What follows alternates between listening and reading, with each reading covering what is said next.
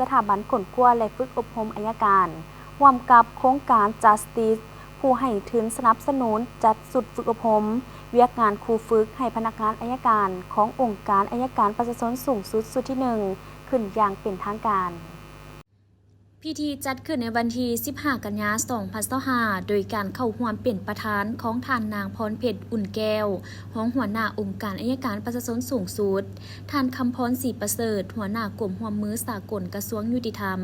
หัวหน้าคณะคุ้มครองโครงการ Justice มีบรรดาท่านหัวหน้ากรมหัวหน้าแผนกของแผนกและคณะรับผิดชอบการฝึกอบรมท่านนางพรเพชรอุ่นแก้วได้กล่าวว่าย้ำใดคณะภาคคณะนำองค์การอัยการประชาชนสูงสุดก็ถือสำคัญเวียกงานพัฒนาทรัพยากรมนุษย์บ่ว่าจะเป็นการฝึกอบรมครูฝึกหรือฝึกอบรมด้านวิชาการในหัวข้อต่างๆที่ติดพันกับการจัดตั้งปฏิบัติหน้าที่เวียกงานของพนักงานในระบบองค์การอัยการประชาชน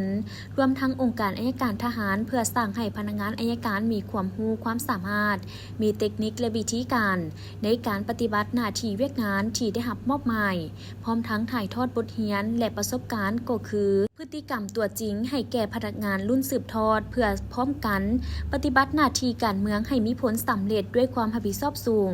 การฝึกอบรมครั้งนี้แม้นมีความสำคัญและเป็นสิ่งที่จำเป็นหลายในการสร้างให้พนักงานผู้ที่มีพรสวรรค์และผู้ที่อยู่ในเป้าหมายที่จะสร้างเป็นครูฝึกได้เรียนรู้ถึงหลักการและวิธีการในการค้นคว้าสร้างแผนการสอนเขียนปื้มตำราการเรียนการสอน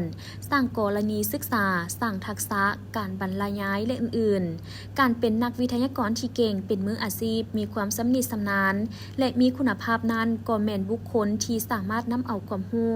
นำเอาบทเรียนและประสบการณ์ของตนที่มีไปซิสอนไปถ่ายทอดหรือไปบรรยายให้นักสมณกรเข้าใจในหัวข้อที่ตนเองกำลังเว้าหรือกำลังบรรยาย